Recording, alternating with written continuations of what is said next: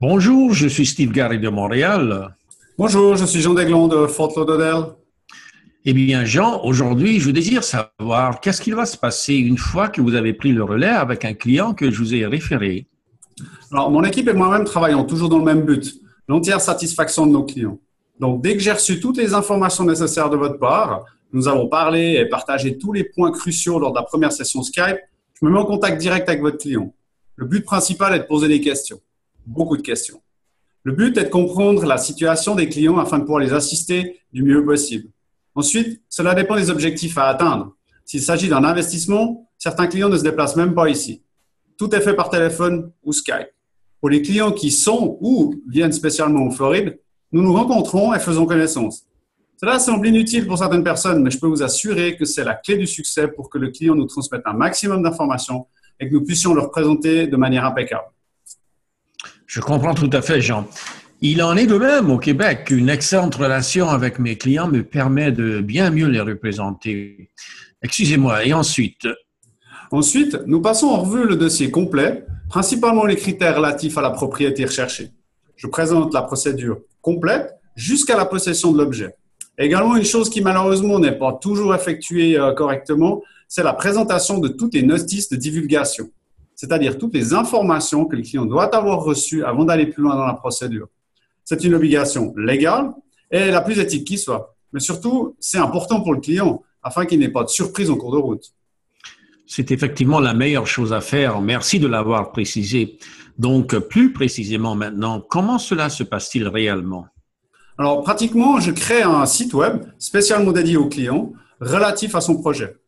Ceci lui permet de consulter les propriétés que j'ai trouvées qui correspondent à ses critères, mais aussi de créer toutes ses propres recherches. Il faut savoir que les données mises à disposition de nos clients de cette manière sont bien plus exactes que toutes celles à disposition sur les sites immobiliers grand public. Au travers de ce portail, le client peut sélectionner les propriétés qui l'intéressent, les classer et les filtrer. L'étape suivante, c'est la visite des propriétés. Je vois, merci.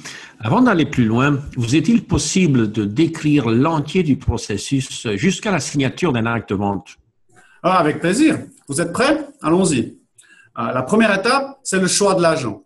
Seconde étape, c'est la capacité de l'acheteur à acheter. Nous devons nous assurer que notre client a les fonds nécessaires ou a été approuvé par une banque ou un prêteur. Ensuite, nous effectuons ce qu'on appelle une analyse des besoins. Ça, c'est le point crucial pour savoir si notre client veut acheter dans 1 mois, dans 6 mois, pour quelles raisons, est-ce qu'il veut faire un investissement, est-ce qu'il veut venir y vivre, dans quelle région, est-ce qu'il a des enfants, etc. La suite, c'est la recherche des propriétés. Ensuite, le client, en fonction de ce qu'on lui propose, fait une sélection. À partir de cette sélection, nous organisons la visite des propriétés. Si le client n'est pas sur place avec nous en Floride, nous faisons des photos supplémentaires ou alors nous créons des petits films. Ensuite, nous estimons les termes et le prix de cette propriété. Notre client fait une décision, c'est-à-dire est-ce qu'il va faire une offre ou pas. Et ensuite, nous préparons l'offre. Cette étape est très importante car elle intègre d'autres documents, des addendums qui doivent être joints à l'offre pour être valables. Ensuite, nous rentrons dans la période de négociation. À ce moment-là, le client fait une offre, le vendeur fait une contre-offre, le client refait une contre-offre, etc. jusqu'à ce que les deux parties tombent d'accord ou ne soient pas du tout d'accord et que le deal s'arrête à cet endroit-là. Ceci peut aller entre le vendeur et l'acheteur à plusieurs reprises. Donc, certaines fois, il n'y a pas d'accord du tout et d'autres fois, nous avons un contrat dit valide. À partir de ce moment-là, nous entrons dans la période qui s'appelle du contrat à la signature. Durant cette période, des choses vont se dérouler en parallèle. Du côté du prêteur, de la banque, ils vont lancer la demande du prêt officielle. De l'autre côté, nous allons organiser l'inspection de la propriété avec notre client, c'est-à-dire qu'on va aller faire contrôler par exemple le toit, les appareils ménagers, la plomberie et également l'électricité. Ensuite, le notaire va démarrer son travail. Il va commander l'historique du titre, c'est-à-dire savoir qu'est-ce qui s'est passé sur ce titre de propriété pour s'assurer qu'il n'y a pas de surprise. Le prêteur va demander l'estimation de l'objet officiel et le notaire va continuer ses recherches, c'est-à-dire savoir si des permis n'avaient pas été demandés et pas clôturés, est-ce qu'il y a des hypothèques légales sur la propriété, Est-ce que le cadastre est à jour? Et, par exemple, on va demander aussi le certificat d'élévation, ce qui permet d'obtenir l'assurance pour l'inondation. Ensuite, on va obtenir l'autorisation finale du prêt et à ce moment-là, on peut aller chez le notaire faire la signature de l'acte, c'est-à-dire le closing. La dernière étape du processus, c'est l'enregistrement du titre de propriété au comté qui finalise cette procédure et qui donne la propriété au nouvel acheteur. Super, c'est très clair. Maintenant, une précision. Une fois qu'un client a sélectionné des propriétés, vous allez les visiter avec lui. Vous le conseillez et l'informer sur chacune des propriétés, ce qui permet de faire une sélection et faire une offre. Est-ce correct? Oui, tout à fait, Steve, c'est juste. Nous préparons un dossier pour chaque propriété qui va mentionner l'historique des ventes et des taxes, les spécificités de la propriété, et nous préparons aussi une analyse de comparaison. Pour le bénéfice de nos auditeurs, qu'est-ce donc que cette analyse de comparaison? Nous travaillons afin que nos clients n'achètent pas trop cher. Nous désirons les informer de la valeur réelle de l'objet dans le marché actuel. Cette valeur dépend de plusieurs facteurs, comme l'emplacement géographique, l'état du bâtiment et par-dessus tout, le marché immobilier lui-même.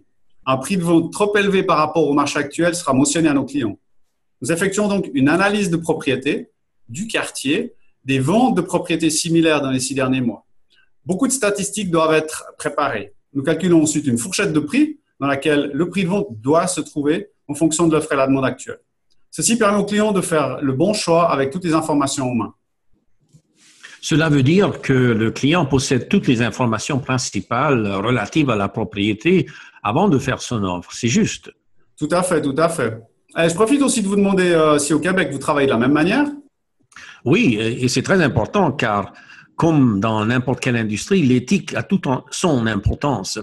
Tout le monde ne travaille pas au même niveau de conseil et de transparence. Déontologiquement, nous devons informer nos clients afin qu'ils puissent prendre la meilleure décision.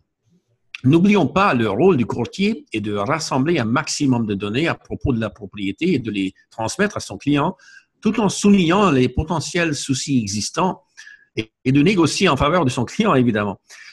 Ce peut être un investissement financier important. Donc, nos clients doivent prendre leurs décisions en ayant un maximum d'informations.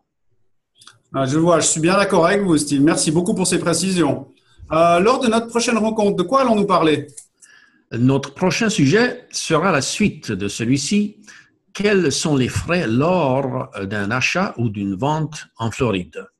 Eh bien, je vous remercie beaucoup et je me réjouis d'en parler avec vous. À bientôt, Steve. Au plaisir, Jean.